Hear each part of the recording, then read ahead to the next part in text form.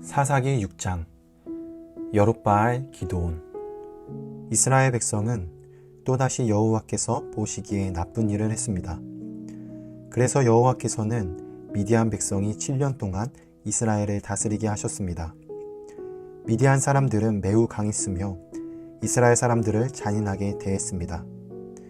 그래서 이스라엘 사람들은 산에 있는 동굴이나 산성에 숨기도 했습니다.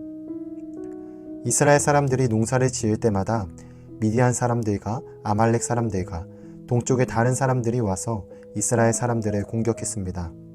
그들은 이스라엘 땅에 진을 쳤습니다. 그리고 그들은 이스라엘 사람들이 심어놓은 농작물을 망쳐 놓았습니다. 그들은 가사 땅에까지 그런 짓을 했습니다. 그들은 이스라엘 사람들이 먹을 것을 남겨놓지 않았습니다. 양이든 소든 낙이든 하나도 남겨놓지 않았습니다. 미디안 사람들이 와서 그 땅에 진을 쳤습니다. 그들은 천막과 가축을 가지고 왔는데 마치 메뚜기 떼와 같았습니다. 사람과 낙타가 너무 많아서 셀 수 없을 정도였습니다. 미디안 사람들은 그 땅에 들어와서 그 땅을 못쓰게 만들어 놓았습니다. 이스라엘은 미디안 사람들의 약탈 때문에 매우 가난해졌습니다. 그래서 여호와께 도와달라고 부르짖었습니다. 이스라엘 사람들은 여호와께 미디안 사람들에게서 구해달라고 부르짖었습니다. 그래서 여호와께서는 이스라엘 사람들에게 한 예언자를 보내주셨습니다. 그 예언자가 말했습니다. 이스라엘의 하나님 여호와께서 이렇게 말씀하셨소. 나는 너희가 노예로 있던 땅 이집트에서 너희를 이끌어내었다. 나는 이집트 백성에게서 너희를 구해주었다. 또 나는 가나안의 모든 백성을 쫓아내고 그 땅을 너희에게 주었다. 그때 내가 너희에게 말했다. 나는 너희 하나님 여호와다. 너희는 아모리 사람의 땅에서 살게 될 것이다. 하지만 너희는 그들의 신을 섬겨서는 안 된다. 그러나 너희는 나의 말에 순종하지 않았다. 여호와의 천사가 오브라의 상수리 나무 아래에 와서 앉았습니다. 그 나무는 아비에스의 자손인 요아스의 것이었습니다. 요아스는 기드온의 아버지였습니다. 기드온은 미디안 사람들에게 들키지 않으려고 포도주 틀에서 밀을 타작하고 있었습니다. 여호와의 천사가 기드온에게 나타나 말했습니다. 힘센 용사여, 여호와께서 너와 함께 계신다. 그러자 기드온이 말했습니다. 무슨 말씀입니까? 여호와께서 우리와 함께 계시다면 왜 이토록 많은 괴로움을 겪어야 합니까? 우리 조상들은 우리에게 여호와께서는 많은 기적을 일으키셨다고 이야기해 주었습니다. 또 여호와께서 우리 조상들을 이집트에서 이끌어내셨다고도 말해 주었습니다. 그렇지만 여호와께서는 지금 우리를 버리셨습니다. 여호와께서는 우리를 미디안 사람들에게 정복당하게 하셨습니다. 여호와께서 기드온을 향해 말씀하셨습니다. 너에게는 이스라엘 백성을 구원할 능력이 있으니 가서 너의 백성을 미디안 사람에게서 구하여라. 내가 너를 보낸다. 그러자 기드온이 대답했습니다. 하지만 주여, 제가 어떻게 이스라엘을 구할 수 있겠습니까? 제 집안은 므낫세 지파 중에서도 가장 약합니다. 그리고 저는 제 집안에서도 가장 보잘것없는 사람입니다. 여호와께서 기드온에게 대답하셨습니다. 내가 너와 함께 할 것이다. 너는 마치 단 한 사람하고만 싸우는 것처럼 미디안의 군대와 싸워 쉽게 물리칠 것이다. 그러자 기드온이 여호와께 말했습니다. 만일 제가 주님께 은혜를 입었다면 저에게 증거를 주십시오.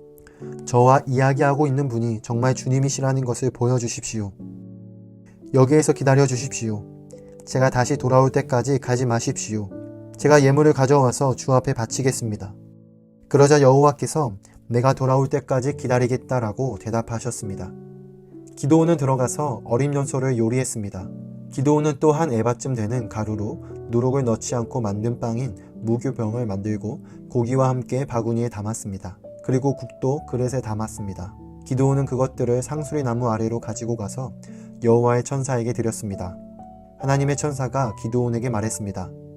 그 고기와 누룩을 넣지 않고 만든 빵인 무교병을 저기 바위 위에 올려놓아라. 그리고 국을 그 위에 부어라. 기드온은 천사가 시키는 대로 했습니다.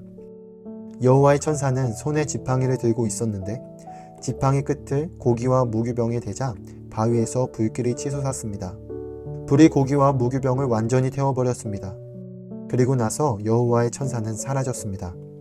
그제서야 기드온은 자기가 여호와의 천사와 이야기하고 있었다는 것을 깨달았습니다. 기드온은 주 여호와여, 나를 살려주십시오. 내가 여호와의 천사를 직접 보았습니다. 라고 소리쳤습니다. 여호와께서는 기드온에게 안심하여라, 두려워하지 마라, 너는 죽지 않을 것이다 하고 말씀하셨습니다. 그래서 기드온은 그곳에 여호와께 예배드릴 제단을 쌓고 그 제단을 여호와 살롬이라고 불렀습니다. 그 제단은 아직도 아비에셀 사람들이 살고 있는 오브라에 있습니다. 그날 밤 여호와께서 기드온에게 말씀하셨습니다. 내 아버지의 수소와 7살 된 다른 수소를 이끌고 오너라. 내 아버지의 바알 제단을 헐어버려라. 그 곁에 있는 아세라 우상도 찍어버려라. 그리고 내 하나님 여호와를 위해 성에서 가장 높은 곳에 제단을 쌓아라. 돌들을 올바른 순서로 쌓아라. 그리고 나서 수소를 죽여 그 제단 위에서 태워드리는 제사인 번제로 드려라. 아세라 우상을 찍어서 나온 나무로 내 제물을 불살라라.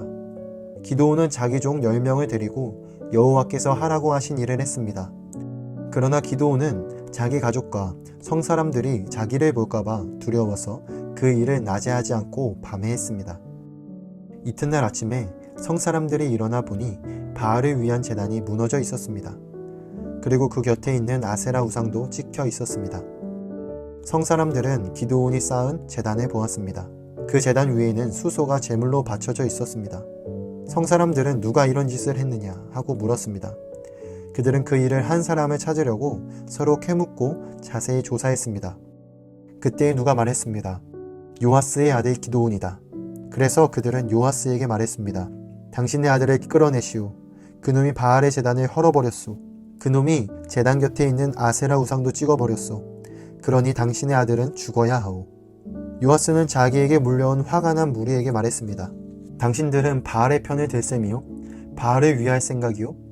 누구든지 바알의 편을 드는 사람은 이 아침에 죽임을 당할 것이요. 여기 이렇게 묻어진 것은 바알의 제단이요. 바알이 과연 여러분들의 신이요? 바알이 신이라면 바알 스스로가 싸우게 하시오. 그래서 그날 기드온은 여룻바알이라는 이름을 얻었는데 그 뜻은 바알 스스로 싸우게 하라입니다. 기드온을 이렇게 부른 것은 기드온이 바알의 제단을 무너뜨렸기 때문입니다. 모든 미디안 사람과 아말렉 사람과 동쪽의 다른 백성들이 함께 모였습니다. 그들은 요단강을 건너서 이스라엘 골짜기에 진을 쳤습니다. 여호와의 영이 기드온에게 들어갔습니다. 기드온은 나팔을 불어 아비에셀 사람들이 자기를 따르게 했습니다. 기드온은 므낫세 온 땅의 명령을 받고 심부름하는 사람을 보냈습니다. 므낫세 백성도 부름을 받고 기드온을 따랐습니다. 기드온은 아셀과 스볼론과 납달리 백성에게도 심부름하는 사람을 보냈습니다. 그래서 그들도 올라와 기드온과 그의 군대를 맞이했습니다. 그때 기드온이 하나님께 말했습니다. 주께서는 제가 이스라엘을 구원하는 것을 도와주겠다고 말씀하셨습니다. 보십시오. 제가 타작마당에 양털 한 뭉치를 놓겠습니다. 양털에만 이슬이 맺히고 다른 땅은 모두 마르게 해주십시오.